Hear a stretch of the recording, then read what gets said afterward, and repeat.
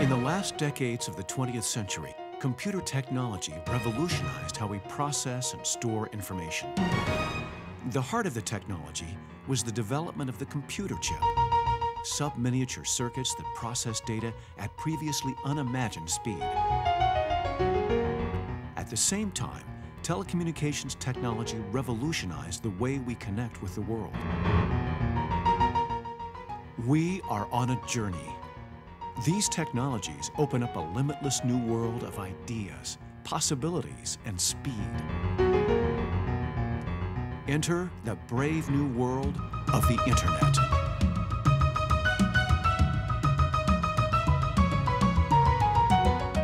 Information processed and stored in a computer is now able to be shared with other connected computers anywhere in the world. Whether it's a user on a wireless connection in Paris, students working in a classroom in the United States, a company developing new manufacturing designs, or third world users trading commodities online. All these users and their computers are interconnected globally, easily sending and accessing digital files from one to another, whether it's a piece of music,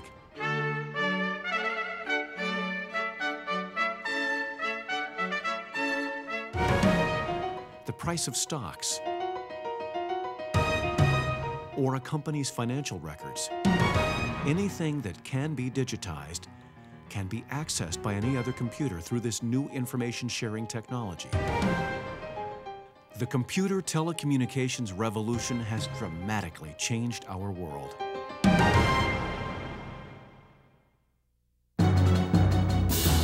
Computers, networks, the internet.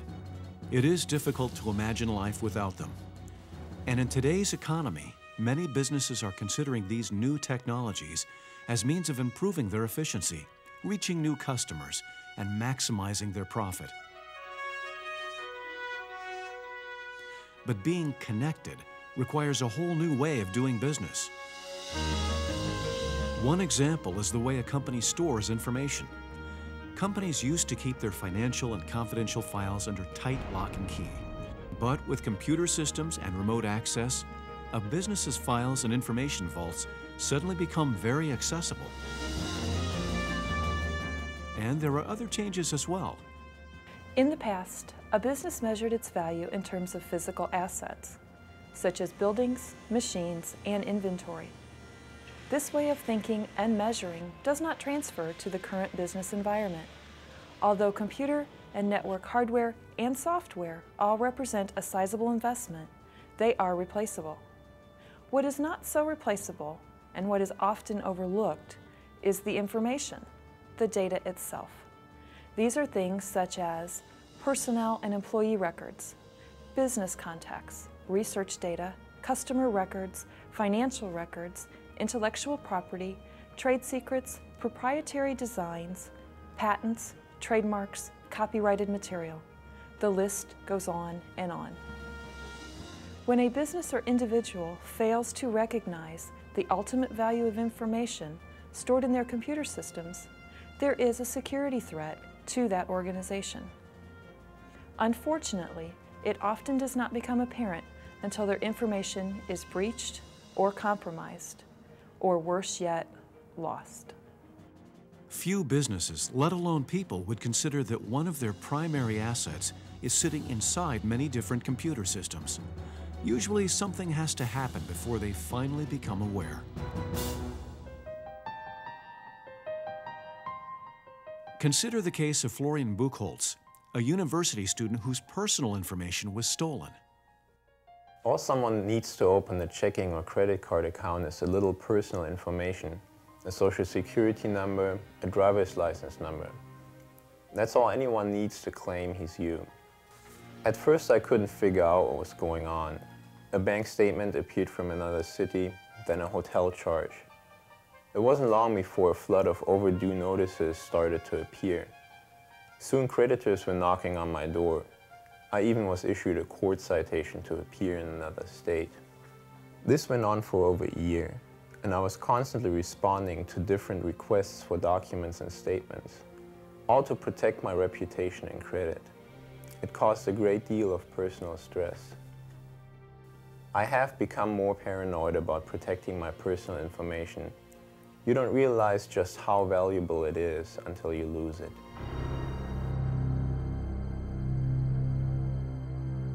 Considering how many databases contain personal information, Florian's case is not all that unique. What would it cost you in time and money if you lost your personal information? And your company's database, what might the information contained there be worth if it were stolen, lost, or corrupted? Unfortunately, the risks to information are increasing every day. Information security experts have categorized different types of attacks. Viruses and worms are two common types. The infamous Code Red worm is a well-known example.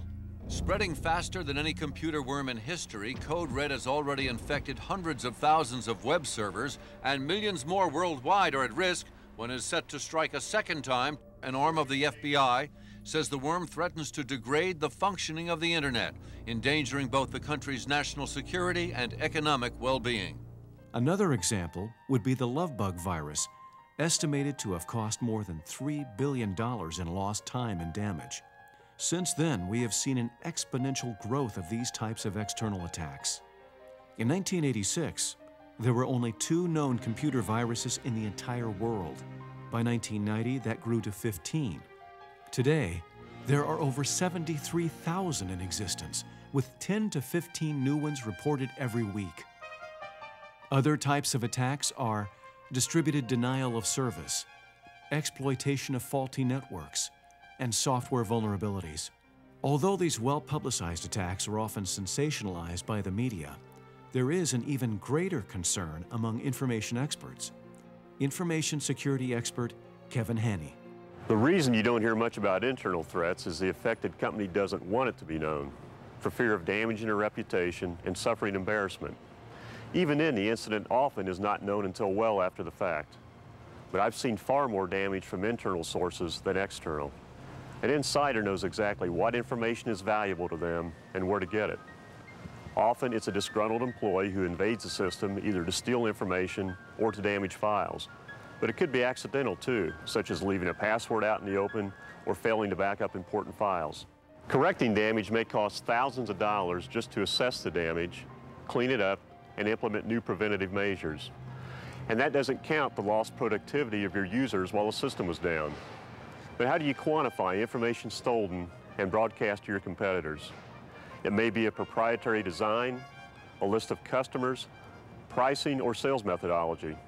Losing these can have a tremendous impact on the company. They could lose clients, both current and prospective, as well as their competitive advantage. The loss could put them out of business. Information is valuable. Information needs to be protected. If it is not, a company may put even more at risk than its financial well-being. Consider the effects when information that people's lives depend on is compromised. Examples might include altered medical records, public transportation, or public utilities. Today, computers are used for far more than just number crunching. They're also used in many control applications, such as in nuclear power plants, water stations, natural gas plants, irrigation systems, airports, the list goes on and on. If an intruder could break into such a system, they could do enormous damage. Control mechanisms might be accessed to disrupt service and disrupt safe operation.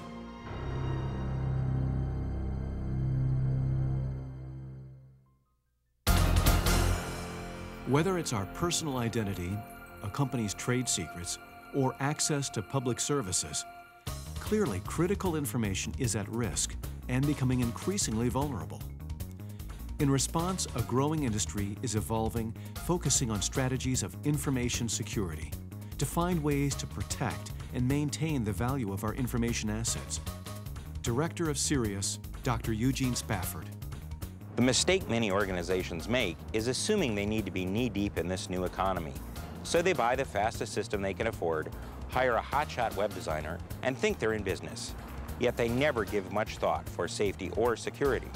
I'm going to guess that these same people wouldn't buy an expensive car simply because it goes fast. Their first priority would be something with a good set of brakes, bumpers, and airbags. The point is, the information highway can be a dangerous place to be if you don't know what you're buying into. It's like opening a storefront in a rough neighborhood. No matter how good you think your store is, it can go out of business in a very short time. People in this rough neighborhood may throw bricks through your windows or pick your locks and steal you blind. This is true whether it's a physical storefront or an electronic one. You have to consider the information assurance aspects of protecting your business if you're going to stay in business. A well-designed information security program can alleviate your risks. First, the information assets must be identified.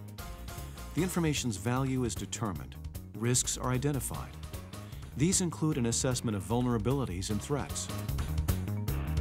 Then strategies will be developed to protect your information. These are strategies of prevention, detection, and recovery. These strategies are similar to those you might use to protect your home. To prevent loss, we select safe building sites, put up fences, and install door and window locks. These measures are taken to assure our assets are not damaged or stolen by outsiders. Strategies of detection involve installing alarms for smoke, carbon monoxide, or intrusion. In the event something does go wrong, we are alerted to limit further damage. If the worst has happened and you've been robbed or the house damaged, we have strategies of recovery to help replace or repair the damage. Different companies may have different goals due to the nature and purpose of their information. An online newspaper certainly wouldn't have the same security needs as a medical practice. But security experts still use the strategies of prevention, detection, and recovery as they design a program to meet the specific goals of each company. These information goals may include confidentiality, which means that only authorized users have access to certain information. Examples might be trade secrets, such as the ingredients of a patented drug, passwords, medical or school records. Access control may be an organization's goal if they need to limit what information a given user can view and use. For instance, a library user doesn't need to see the same information as the librarian.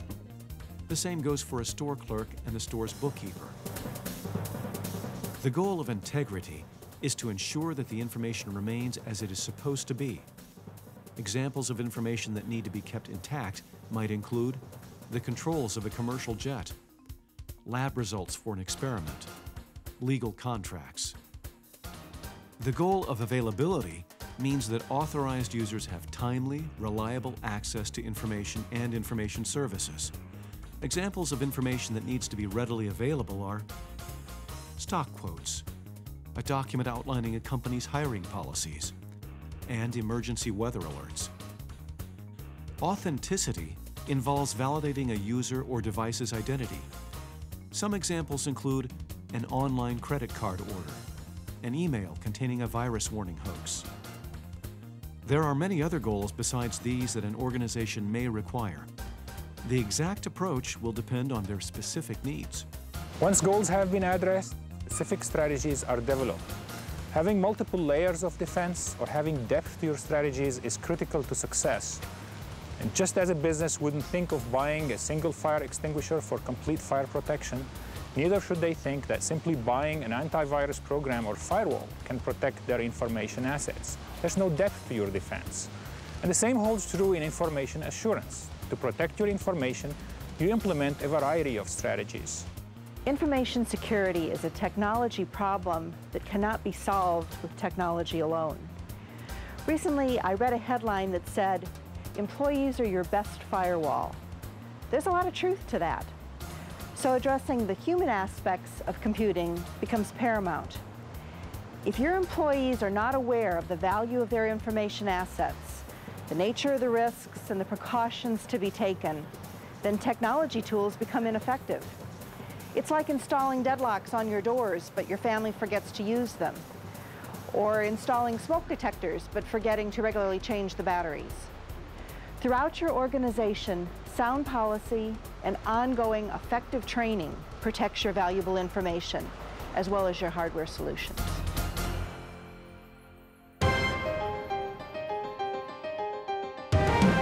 Is it possible to design a totally secure information system? The word security carries an absolute connotation. An absolutely secure system, in reality, is not possible.